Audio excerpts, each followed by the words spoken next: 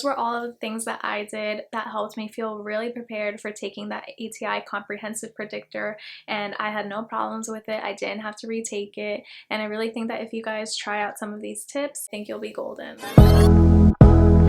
Hi guys, welcome back to my channel and to another video. If you're new here, my name is Talia, and in today's video I'm going to be sharing with you guys how I scored a 93% chance of passing the NCLEX on my ATI comprehensive predictor and some study tips that I have for passing your ATI proctored exam. So if you want to see how I did that, then keep on watching and let's get into the video. So I took my ATI-RN comprehensive predictor in August and I scored a 93% like I mentioned earlier.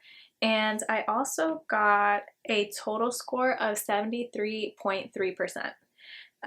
So if we failed that exam, we had to retake it because you couldn't really graduate nursing school without finishing that first. And I know some other schools use exit exams like HESI, I think, but my school used that as like an exit exam and one more thing that we just had to do before graduating. We had an NCLEX Prep course in my school that used ATI to try to get us ready for the NCLEX, and we had to do 50 to like 75-ish questions a week, sometimes more, sometimes they were like 150 questions. It just depended on what we had on the syllabus for that week.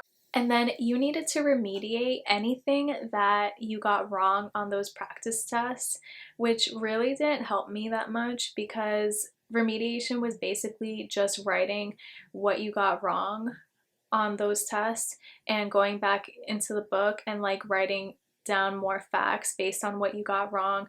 I don't know, like I'm just not really like a tactile learner like that, so that didn't really help me. And the way that I learned best was from reading rationales.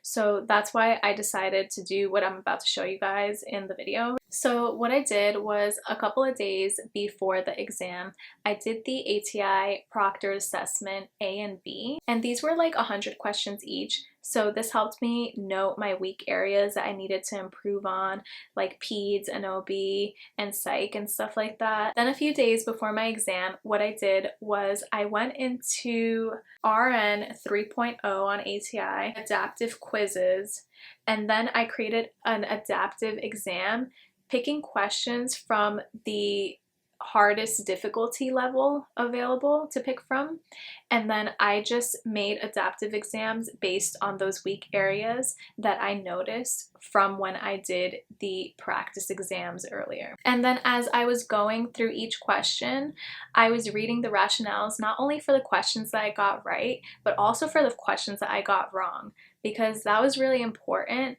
in helping me figure out why I might have answered something the way that I did, and if my brain was on the right track in picking those answers. And you guys, it's so crazy how similar the questions that appeared on the actual predictor were when I went to take it, how similar they were to those adaptive exams that I created. I mean, it wasn't the exact same thing, but generally I felt like if you were able to do well on those hard difficulty level questions, then you had a really good chance of doing well on the comprehensive. I also listened to Kathy Parks and her videos on YouTube. She has a playlist for different areas, and I focused on her MedSurg playlist because that was one of my weakest areas personally.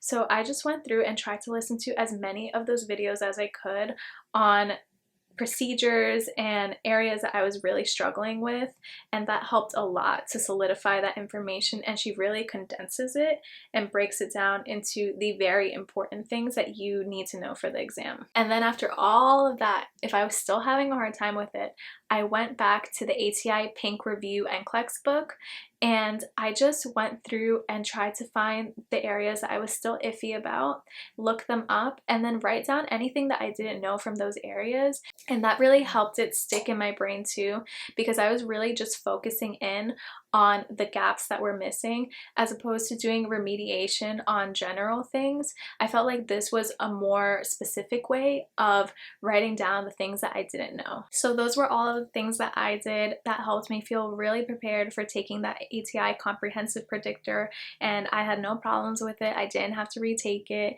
and I really think that if you guys try out some of these tips, you can definitely kick that exam's butt And definitely use your ATI resources found within the program and use those adaptive quizzes to get used to the type of questions that they're asking, because at the end of the day, it really is kind of more about testing strategy as opposed to what you know, because some of the things that you learned in nursing school might not line up exactly with how ATI has them. So definitely learn it to ATI style for passing those exams, and I think you'll be golden. So that's it for this video on my favorite tips for taking the ATI exams. I really hope that it helps you guys in taking your ATI exams, and let me know in the comments, does your school use ATI or does it use something else like HESI or Kaplan? I'd love to know. And how is it going with ATI so far? What semester are you guys in? And if you guys like this video, don't forget to leave a like, subscribe if you aren't already, and turn on those bell notifications so that you never miss a nursing video on this channel. And I can't wait to see you guys in the next one. Bye! How sweet your words can be. Tell me, my sweet honey, do you feel the same way I do? 'Cause you're just so